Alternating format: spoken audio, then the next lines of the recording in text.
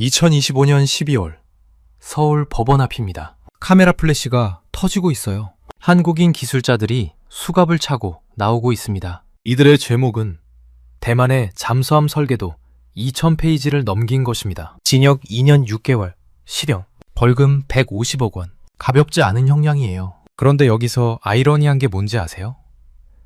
대만은 이 설계도를 받으려고 21조 원을 준비해뒀습니다. 웬만한 나라 국방 예산 전체보다 많은 돈이에요. 돈은 넘치는데 기술이 없어서 남의 나라 기술자들을 몰래 데려가다 걸린 겁니다. 더 충격적인 건 따로 있어요. 이 대만이라는 나라가 30년 동안 한국을 개무시했던 나라라는 겁니다. 시계를 1992년 8월 24일로 돌려보죠. 서울 명동의 대만 대사관 앞입니다. 2,000명이 넘는 사람들이 눈물을 흘리고 있어요. 국기가 내려가고 있습니다. 한국이 대만을 버리고 중국 손을 잡은 날이에요. 대만 대사는 이렇게 말했습니다. 우리는 다시 돌아올 것이다. 그 후 30년, 대만은 한국을 배신자로 낙인 찍었습니다. 한국 기업 입찰을 막고, 스포츠에서 한국이 지면 환호하고, 경제에서 앞서면 우쭐했어요. 한국 무시하는 게 일종의 국민 정서가 된 겁니다. 그런데 지금은 어떻습니까? 그 대만이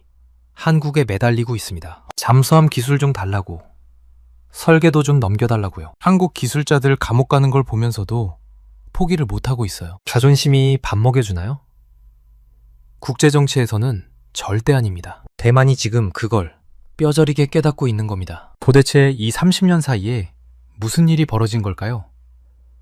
왜 대만은 과거에 무시했던 한국에 이렇게까지 매달리게 된 걸까요? 오늘 영상에서는 3가지 이야기를 다뤄보겠습니다. 첫 번째, 1992년 단교 이후 대만이 한국을 어떻게 무시했는지. 두 번째, 30년 동안 한국과 대만의 방산 실력이 어떻게 뒤바뀌었는지. 세 번째, 중국의 위협 앞에서 대만이 왜 한국에 매달릴 수밖에 없는지. 쉽게 비유하자면 이런 겁니다. 학창시절에 나를 왕따시키던 애가 있었어요. 그런데 그 애가 30년 뒤에 유명한 의사가 됐습니다. 근데 하필 내가 큰 병에 걸렸어요. 다른 병원은 다 문을 닫았고 유일하게 나를 살릴 수 있는 사람이 그 애뿐인 상황. 지금 대만이 딱 그 처지입니다. 그럼 바로 시작하겠습니다. 본격적인 분석에 들어가기 전에 아직 구독 안 하신 분들은 지금 구독 버튼 눌러주시면 감사하겠습니다. 이런 경제 이야기 꾸준히 전해드리고 있습니다. 먼저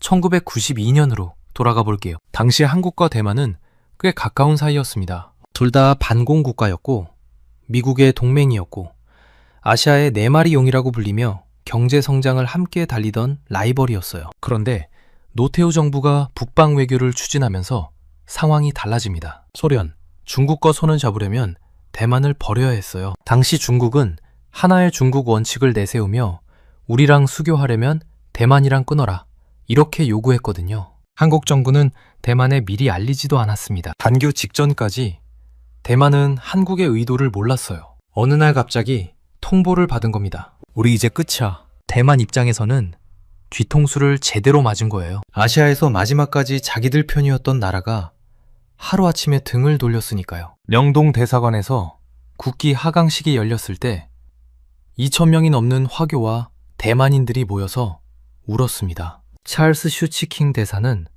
우리는 다시 돌아올 것이다 라는 말을 남기고 떠났어요. 그런데 이게 끝이 아니었습니다. 한국 정부는 명동에 있던 대만 대사관 건물과 부지를 중국에 넘겨버렸어요. 대만 입장에서는 자기 집을 빼앗겨서 원수한테 넘겨준 격이었죠. 이 사건은 대만 사람들 가슴에 깊은 상처를 남겼습니다. 이후 대만에서는 혐한이라는 말이 생겨났어요. 한국을 싫어한다는 뜻입니다. 한국은 의리 없는 나라다, 배신자다, 이런 인식이 대만 사회 전체에 퍼졌습니다. 대만의 보복은 즉각적이었습니다. 한국과의 항공협정을 파기했어요. 한국 기업들이 대만에서 입찰하려고 하면 제한을 걸었습니다. 경제적으로 불이익을 주기 시작한 거예요. 스포츠에서도 마찬가지였습니다. 한국이 국제대회에서 대만한테 지면 대만 언론은 축제 분위기였어요. 한국을 이겼다는 것 자체가 뉴스가 될 정도로 감정이 격했습니다. 그런데 여기서 재미있는 게 있어요.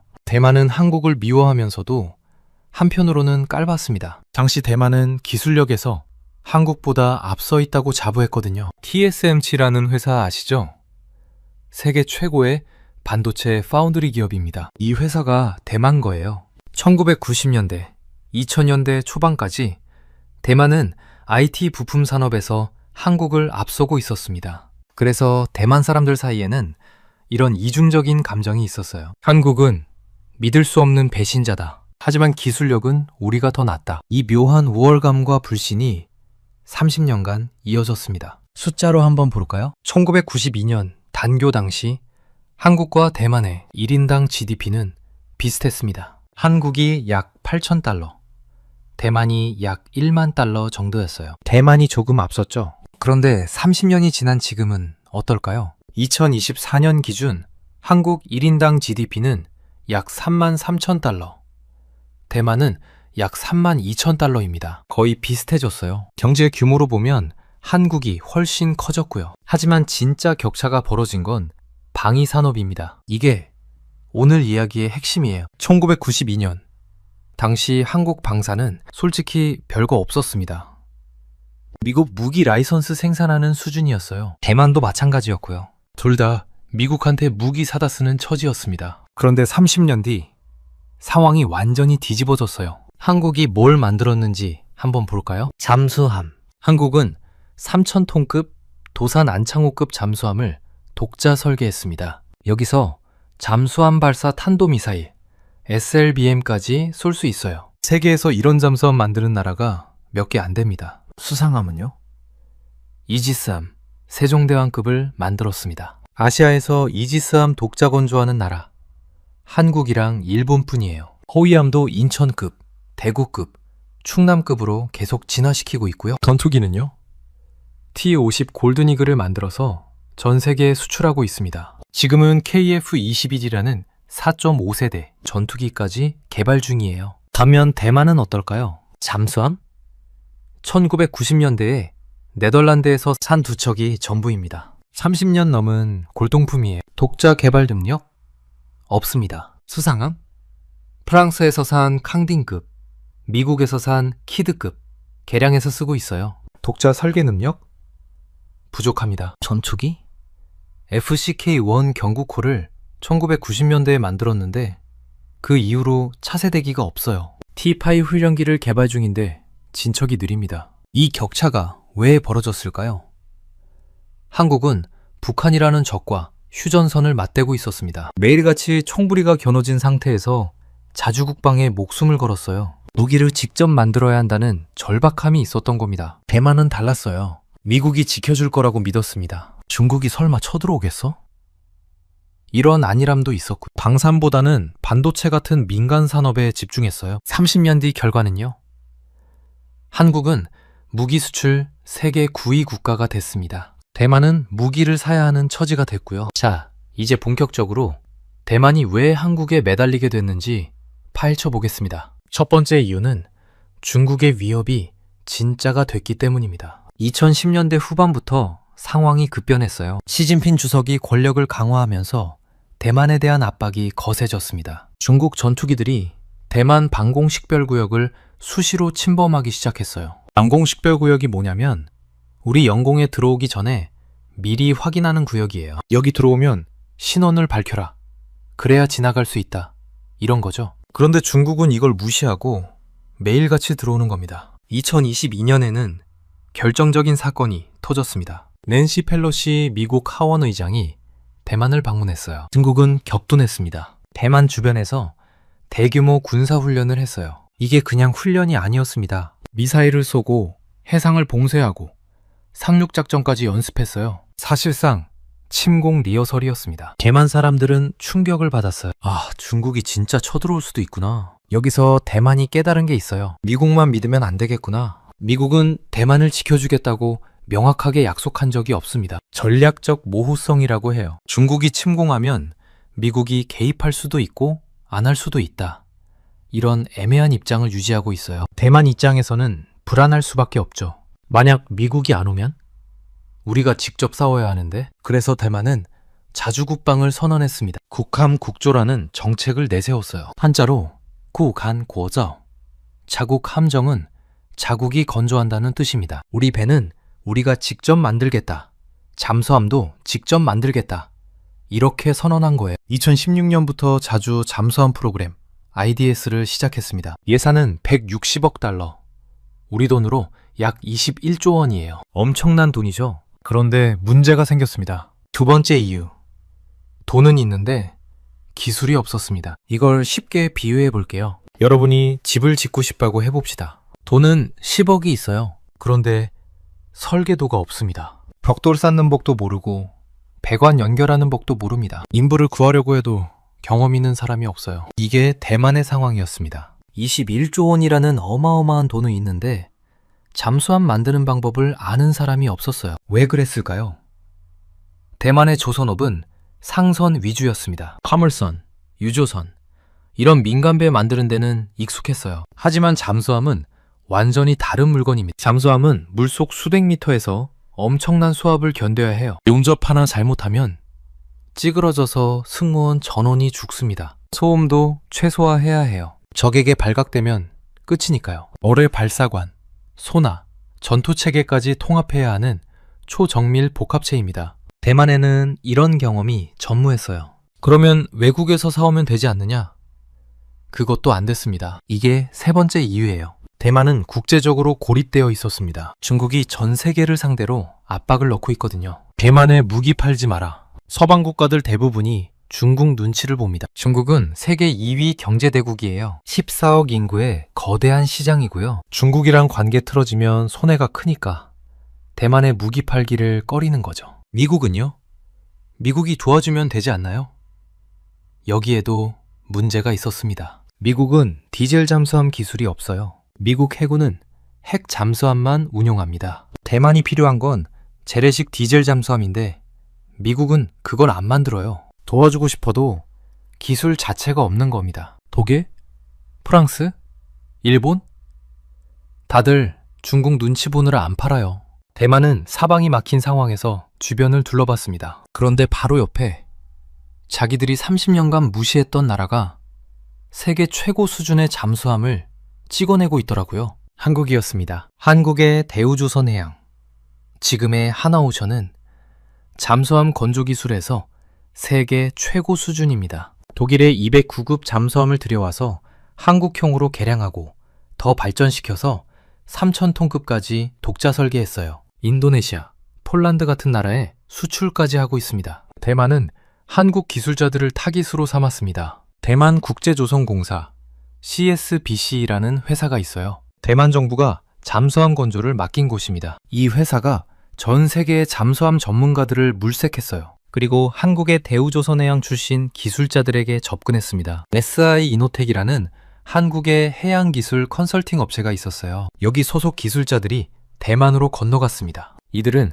잠수함 건조 설비 구축, 용접 기술 지도, 압력 선체 검증 같은 핵심 공정에 깊숙이 관여했어요. 여기서 더 충격적인 게 있습니다. 한국 경찰과 검찰의 수사 결과 대우조선해양이 인도네시아에 수출했던 잠수함 설계 도면이 대만에 넘어간 정황이 포착됐어요. DSM이 1400급이라는 잠수함입니다. 독일 209급을 기반으로 한국이 독자 개량한 모델이에요. 이 설계 도면 2000페이지 분량이 대만 측에 전달됐습니다. 대만의 하이쿤 잠수함이 이 DSM이 1400과 크기, 배수량에서 유사하다는 점은 우연이 아닌 거죠. 2025년 12월 한국 법원에 판결이 나왔습니다. SI 이노텍 대표와 임직원들에게 징역 2년 6개월, 실형이 선고됐어요. 벌금은 150억 원, 집행유예 없는 실형입니다. 재판부는 이렇게 말했습니다. 유출된 기술은 국가 안보에 직결되며 수출 대상국인 대만은 동아시아 주변국, 즉 중국과 긴장 관계에 있어 외교적 부담을 초래할 수 있다. 한국 정부가 대만과의 군사 협력을 공식적으로 인정하지 않겠다는 강력한 메시지였습니다. 그런데 대만의 반응이 흥미로워요. 공식적으로는 기술 유출을 부인했습니다. 우리는 그런 적 없다. 독자 개발이다. 이렇게 말했어요. 하지만 속으로는 발을 동동 구르고 있습니다. 한국 기술자들이 철수하면 후속 잠수함 건조 일정에 차질이 생기거든요. 하이콘 1번함은 어찌어찌 진수했는데 2번함부터는 어떻게 할지 막막한 상황이에요. 이게 바로 네 번째 이유입니다. 대만에게 한국은 유일한 대안이에요. 일본은요? 일본도 잠수함 기술이 있잖아요. 하지만 일본은 평화헌법 때문에 무기 수출에 제약이 있습니다. 그리고 일본도 중국 눈치를 완전히 무시할 수는 없어요. 유럽은요? 다들 중국 시장이 무서워서 대만에 무기 안 팔아요. 즉각적인 기술 지원이 가능한 인접국 중에서 대만이 기댈 곳은 한국뿐인 겁니다. 잠수함만 그런 게 아닙니다. 대만은 수상한 분야에서도 한국을 부러워하고 있어요. 대만은 원래 4,500톤급 차세대 호위함을 독자 개발하려고 했습니다. 그런데 실패했어요. 핵심인 위상배열 레이더 AESA라고 하는데요. 이 기술이 없었습니다. 전투체계 통합 능력도 부족했고요. 반면 한국은요. 인천급, 대구급, 충남급으로 이어지는 호위함을 독자 개발했습니다. 필리핀 같은 나라에 수출까지 하고 있어요. 2025년 12월에도 필리핀에 호위함 2척 추가 수출 계약을 맺었습니다. 대만은 급한 대로 2,500톤급 경호위함으로 계획을 축소했어요. 큰 배를 못 만드니까 작은 배라도 먼저 만들자 이런 것. 그런데 업계에서는 이 경호위함 설계에도 한국의 영향이 있다는 루머가 돌고 있습니다. 대만 해군이 한국형 호위함을 벤치마킹했다는 거예요. 대만은 최근 2026년 예산에 6,000톤급 차세대 주력함 설계를 다시 포함시켰습니다. 포기하지 않겠다는 거죠.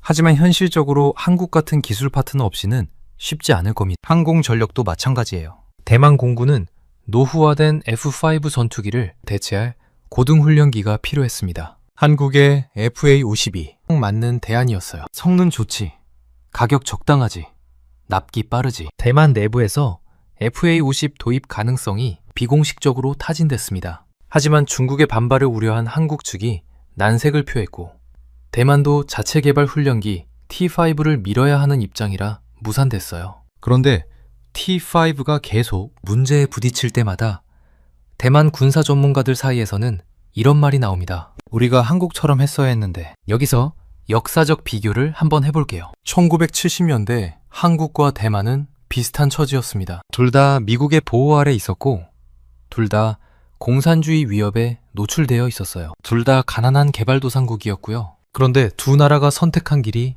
달랐습니다. 한국은 박정희 정부 때부터 자주국방에 목숨을 걸었어요. 미국이 주한미군 철수를 언급할 때마다 불안해했거든요. 그래서 국방과학연구소를 만들고 무기를 직접 개발하기 시작했습니다. 처음에는 어설퍼요. 미국 무기 100개 만드는 수준이었죠. 하지만 30년, 40년을 꾸준히 투자했습니다. 그 결과가 지금의 K방산이에요. 대만은요? 미국이 지켜줄 거라고 믿었습니다. 중국이 설마 쳐들어오겠어? 이런 안일함도 있었고 국방보다는 경제에 집중했어요. 반도체에 물방한 거죠. 결과적으로 대만의 선택은 틀리지 않았습니다. TSMC는 세계 최고의 파운드리가 됐으니까요. 대만 반도체 없으면 전 세계의 스마트폰, 컴퓨터가 멈춥니다. 하지만 이게 국방력을 대체할 수는 없었어요. 반도체로 돈은 벌었는데 그 돈으로 지킬 무기가 없는 거예요. 반면 한국은 북한이라는 현실적인 위협 앞에서 국방에 투자할 수밖에 없었고 그게 30년 뒤 세계적인 방산 강국이라는 결과로 돌아온 겁니다. 아이러니하죠. 한국의 불행. 그러니까 북한과의 대치 상황이 오히려 한국 방산을 키운 거예요. 대만은 상대적으로 평화로웠기 때문에 방산에 소홀했고 지금 그 대가를 치르고 있습니다. 마치 어린 시절 고생 많이 한 애가 어른이 돼서 강해지고 어린 시절 편하게 자란 애가 어른이 돼서 힘들어하는 것 같아요. 그렇다면 앞으로는 어떻게 될까요? 대만은 계속 한국에 매달릴 겁니다. 공식 채널로는 안 되니까 비공식 채널을 동원하겠죠? 민간기술 협력 형태로 제3국을 통해서 어떻게든 한국 기술을 가져오려 할 거예요. 한국 입장에서는 딜레마입니다. 대만은 잠재적인 방산 시장이에요. 큰 돈이 될 수 있습니다. 그리고 지정학적으로 대만이 중국에 먹히면 한국 안보에도 위협이 돼요. 대만을 돕는 게 한국 국익에도 맞을 수 있습니다. 하지만 중국이라는 변수가 있어요. 2016년 사드 배치 때 한국이 뭘 겪었는지 기억하시죠? 중국의 경제 보복으로 한국 기업들이 큰 피해를 봤습니다. 롯데가 중국에서 쫓겨났고 한류 금지령이 내려졌어요. 대만의 무기 기술을 넘기면 중국이 또 보복할 수 있습니다. 다이빙 주한 중국 대사는 이미 경고했어요. 불장난하지 말라고요. 그래서 한국 정부는 전략적 모호성을 유지하고 있습니다. 공식적으로는 대만과 군사협력 안 해요. SI 이노텍 사건처럼 기술 유출하면 처벌합니다. 하지만 민간 차원의 교류는 완전히 막지 않아요. 반도체 분야에서 한국과 대만은 칩4 동맹, 미국, 한국, 대만, 일본 반도체 협력체로 묶여 있거든요. 앞으로 한국과 대만 관계는 정부 차원의 공식 동맹보다는 민간 기술 협력과 경제 안보를 매개로 한 사실상의 파트너십 형태로 발전할 가능성이 높습니다. 정리해 볼게요. 30년 전 한국을 배신자라고 손가락질하며 떠났던 대만. 그 대만이 지금은 한국 기술 없이는 바다를 지킬 수 없는 처지가 됐습니다. 첫째, 중국의 위협이 실존적 공포가 됐어요. 침공 가능성이 현실이 된 겁니다. 둘째, 대만은 돈은 있는데 기술이 없었어요. 자주국방을 외쳤지만 30년간 투자를 안 했으니 기반이 없었습니다. 셋째, 국제적으로 고립됐어요. 서방도 미국도 대만의 무기 팔기를 꺼립니다. 넷째, 유일한 대안이 한국이에요. 잠수함, 호위함, 전투기까지 독자 개발하고 수출하는 인접국은 한국뿐입니다. 자존심이 밥 먹여주나요? 국제정치에서는 절대 아닙니다. 30년 전 눈물을 흘리며 떠났던 대만은 이제 그 한국의 기술력을 빌려 자국의 바다를 지키려 하고 있습니다. 이것이 냉혹한 국제정세가 만들어낸 역설적인 드라마입니다. 여러분은 이 상황을 어떻게 보시나요? 한국이 대만의 방산 기술을 더 적극적으로 지원해야 할까요?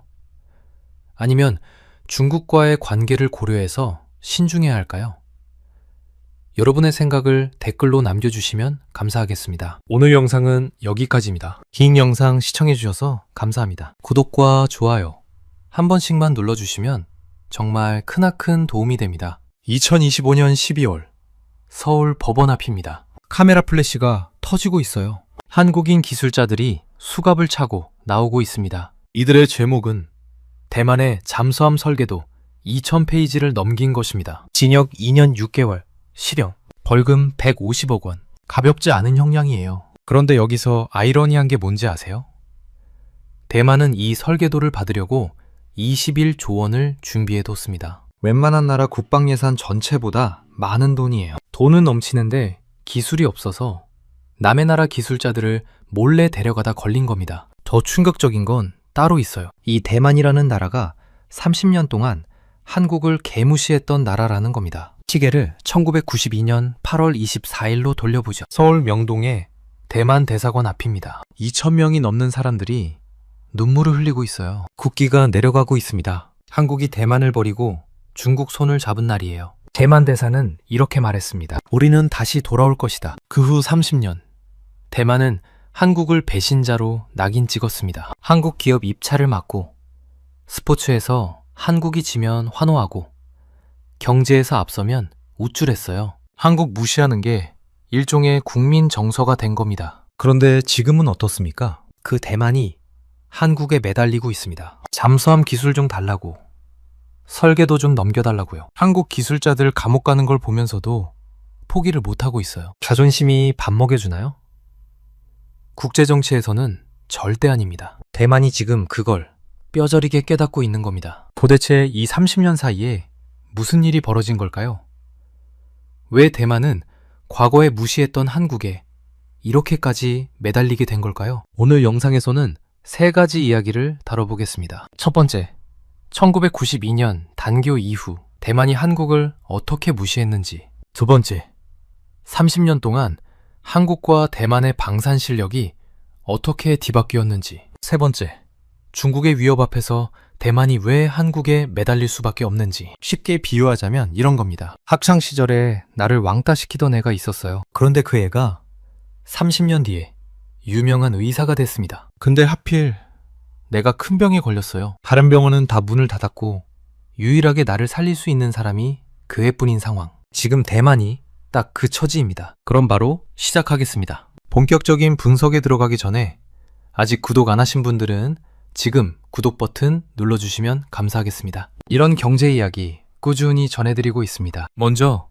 1992년으로 돌아가 볼게요. 당시 한국과 대만은 꽤 가까운 사이였습니다. 둘 다 반공 국가였고 미국의 동맹이었고 아시아의 네 마리 용이라고 불리며 경제 성장을 함께 달리던 라이벌이었어요. 그런데 노태우 정부가 북방 외교를 추진하면서 상황이 달라집니다. 소련, 중국과 손을 잡으려면 대만을 버려야 했어요. 당시 중국은 하나의 중국 원칙을 내세우며 우리랑 수교하려면 대만이랑 끊어라 이렇게 요구했거든요. 한국 정부는 대만에 미리 알리지도 않았습니다. 단교 직전까지 대만은 한국의 의도를 몰랐어요. 어느 날 갑자기 통보를 받은 겁니다. 우리 이제 끝이야. 대만 입장에서는 뒤통수를 제대로 맞은 거예요. 아시아에서 마지막까지 자기들 편이었던 나라가 하루아침에 등을 돌렸으니까요. 명동 대사관에서 국기 하강식이 열렸을 때 2,000명이 넘는 화교와 대만인들이 모여서 울었습니다. 찰스 슈치킹 대사는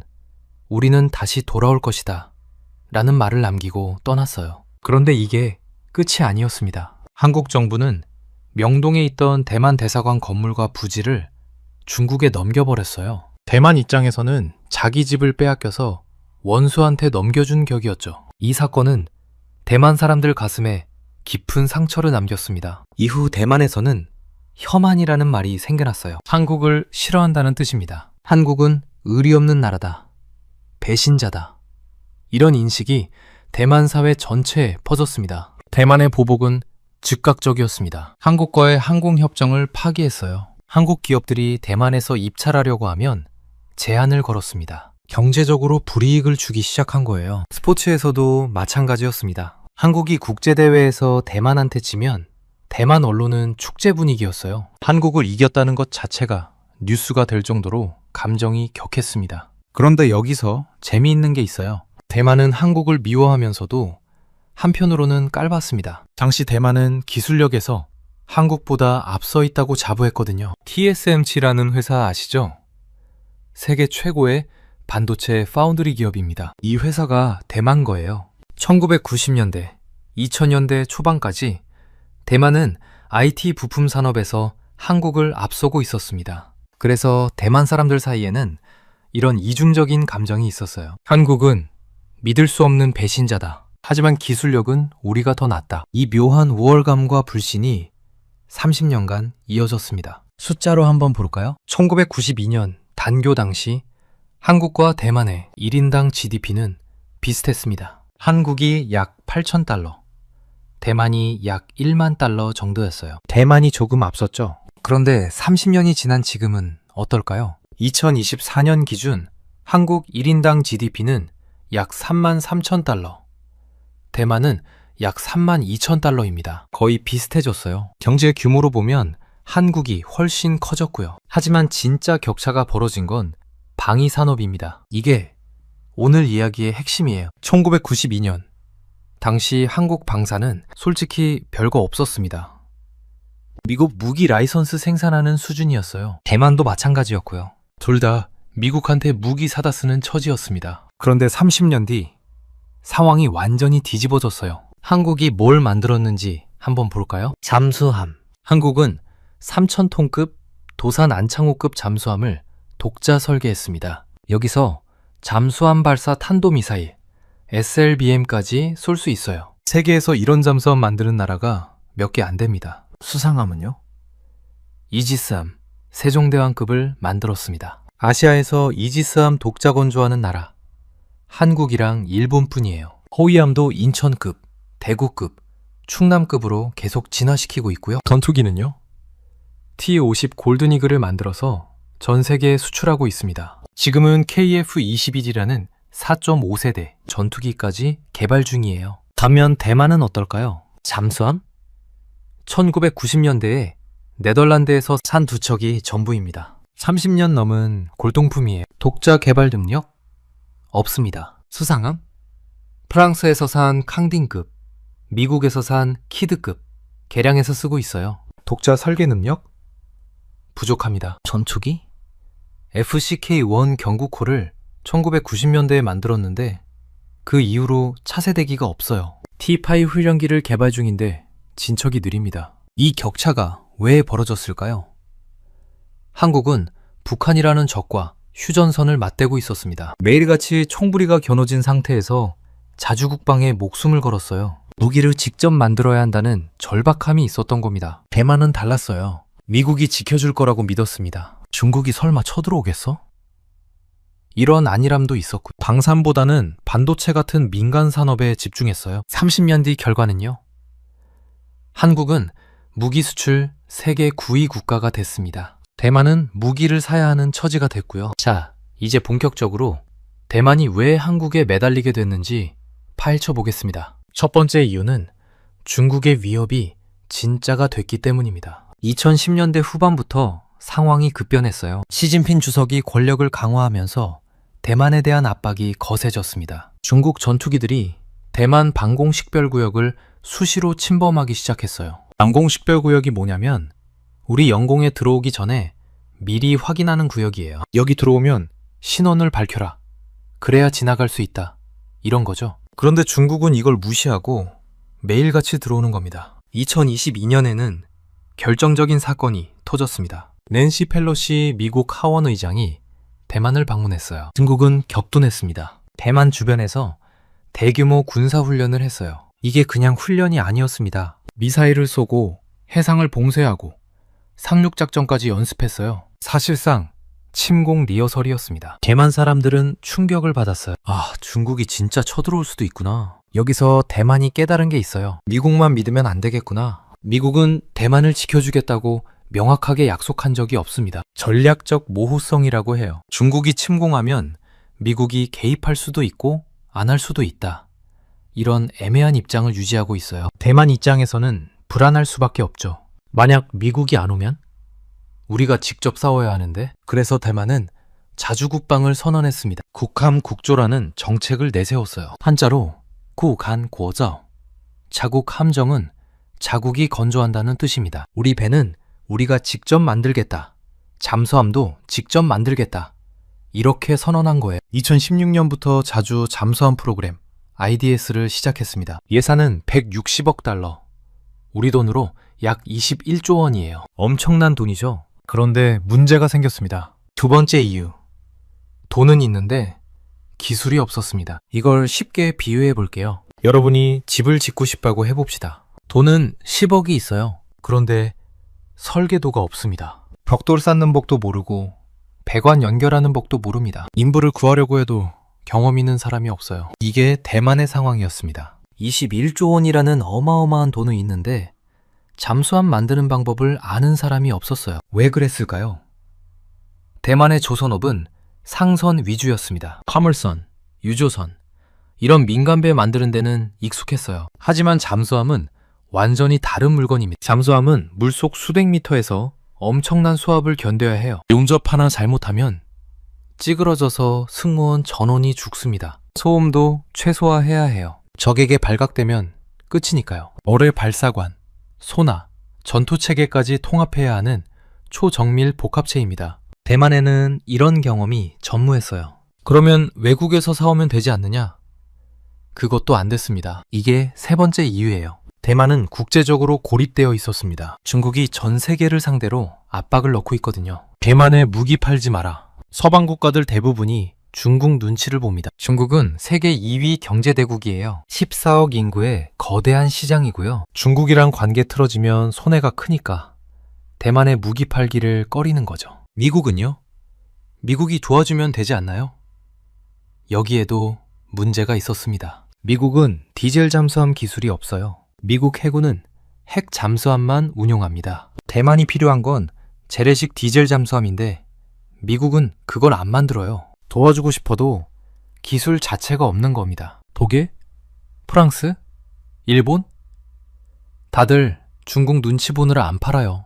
대만은 사방이 막힌 상황에서 주변을 둘러봤습니다. 그런데 바로 옆에 자기들이 30년간 무시했던 나라가 세계 최고 수준의 잠수함을 찍어내고 있더라고요. 한국이었습니다. 한국의 대우조선해양, 지금의 하나오션은 잠수함 건조 기술에서 세계 최고 수준입니다. 독일의 209급 잠수함을 들여와서 한국형으로 개량하고 더 발전시켜서 3000톤급까지 독자 설계했어요. 인도네시아, 폴란드 같은 나라에 수출까지 하고 있습니다. 대만은 한국 기술자들을 타깃으로 삼았습니다. 대만 국제조선공사, CSBC라는 회사가 있어요. 대만 정부가 잠수함 건조를 맡긴 곳입니다. 이 회사가 전 세계의 잠수함 전문가들을 물색했어요. 그리고 한국의 대우조선해양 출신 기술자들에게 접근했습니다. SI 이노텍이라는 한국의 해양기술 컨설팅 업체가 있었어요. 여기 소속 기술자들이 대만으로 건너갔습니다. 이들은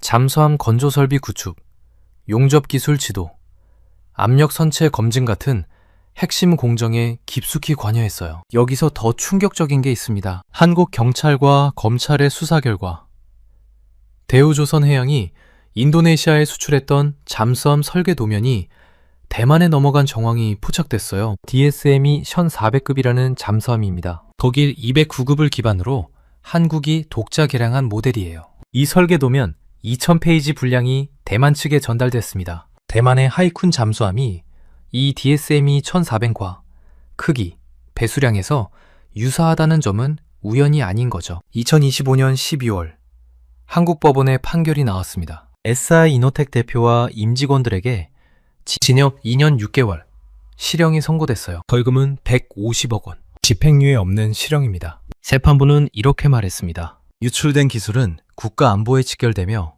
수출 대상국인 대만은 동아시아 주변국, 즉 중국과 긴장 관계에 있어 외교적 부담을 초래할 수 있다. 한국 정부가 대만과의 군사 협력을 공식적으로 인정하지 않겠다는 강력한 메시지였습니다. 그런데 대만의 반응이 흥미로워요. 공식적으로는 기술 유출을 부인했습니다. 우리는 그런 적 없다. 독자 개발이다.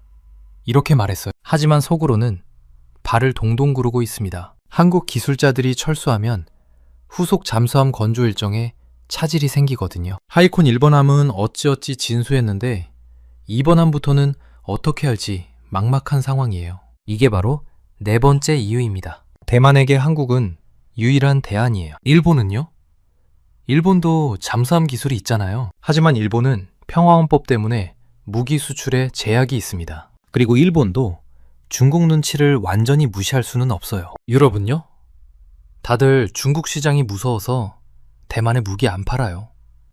즉각적인 기술 지원이 가능한 인접국 중에서 대만이 기댈 곳은 한국뿐인 겁니다. 잠수함만 그런 게 아닙니다. 대만은 수상한 분야에서도 한국을 부러워하고 있어요. 대만은 원래 4,500톤급 차세대 호위함을 독자 개발하려고 했습니다. 그런데 실패했어요. 핵심인 위상배열 레이더 AESA라고 하는데요. 이 기술이 없었습니다. 전투체계 통합 능력도 부족했고요. 반면 한국은요.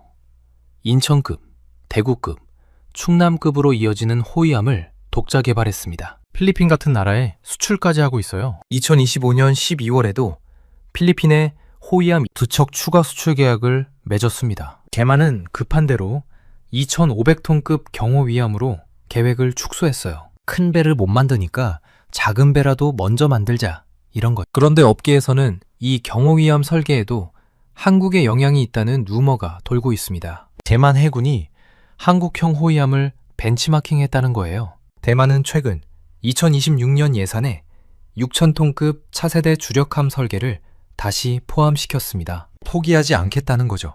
하지만 현실적으로 한국 같은 기술 파트너 없이는 쉽지 않을 겁니다. 항공전력도 마찬가지예요. 대만 공군은 노후화된 F5 전투기를 대체할 고등훈련기가 필요했습니다. 한국의 FA-52 딱 맞는 대안이었어요. 성능 좋지, 가격 적당하지, 납기 빠르지. 대만 내부에서 FA-50 도입 가능성이 비공식적으로 타진됐습니다. 하지만 중국의 반발을 우려한 한국 측이 난색을 표했고 대만도 자체 개발 훈련기 T5를 밀어야 하는 입장이라 무산됐어요. 그런데 T5가 계속 문제에 부딪힐 때마다 대만 군사 전문가들 사이에서는 이런 말이 나옵니다. 우리가 한국처럼 했어야 했는데. 여기서 역사적 비교를 한번 해볼게요. 1970년대 한국과 대만은 비슷한 처지였습니다. 둘 다 미국의 보호 아래 있었고 둘 다 공산주의 위협에 노출되어 있었어요. 둘 다 가난한 개발도상국이었고요. 그런데 두 나라가 선택한 길이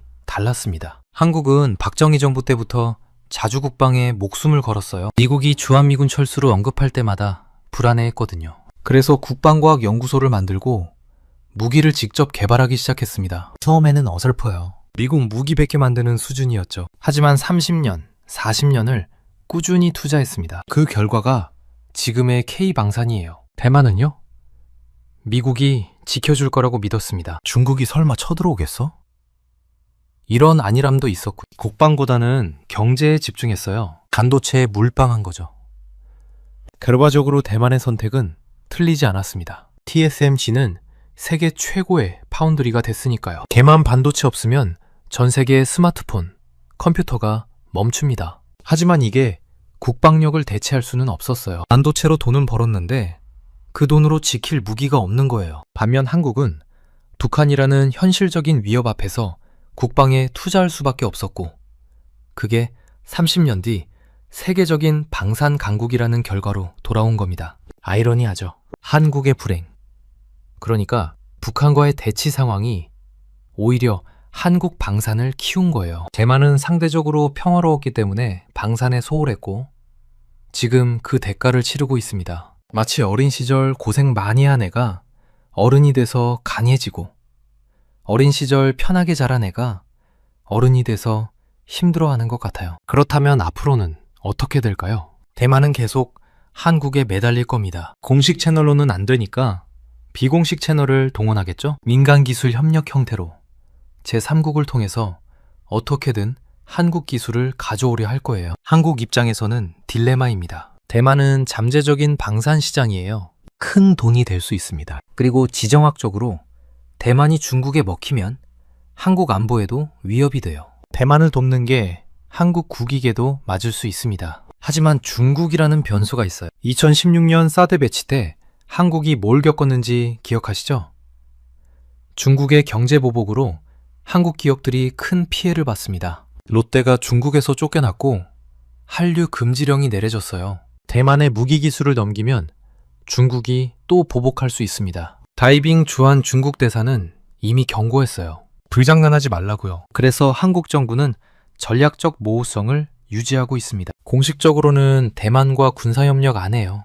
SI 이노텍 사건처럼 기술 유출하면 처벌합니다. 하지만 민간 차원의 교류는 완전히 막지 않아요. 반도체 분야에서 한국과 대만은 칩4 동맹, 미국, 한국, 대만, 일본 반도체 협력체로 묶여 있거든요. 앞으로 한국과 대만 관계는 정부 차원의 공식 동맹보다는 민간 기술 협력과 경제 안보를 매개로 한 사실상의 파트너십 형태로 발전할 가능성이 높습니다. 정리해 볼게요. 30년 전 한국을 배신자라고 손가락질하며 떠났던 대만. 그 대만이 지금은 한국 기술 없이는 바다를 지킬 수 없는 처지가 됐습니다. 첫째, 중국의 위협이 실존적 공포가 됐어요. 침공 가능성이 현실이 된 겁니다. 둘째, 대만은 돈은 있는데 기술이 없었어요. 자주국방을 외쳤지만 30년간 투자를 안 했으니 기반이 없었습니다. 셋째, 국제적으로 고립됐어요. 서방도 미국도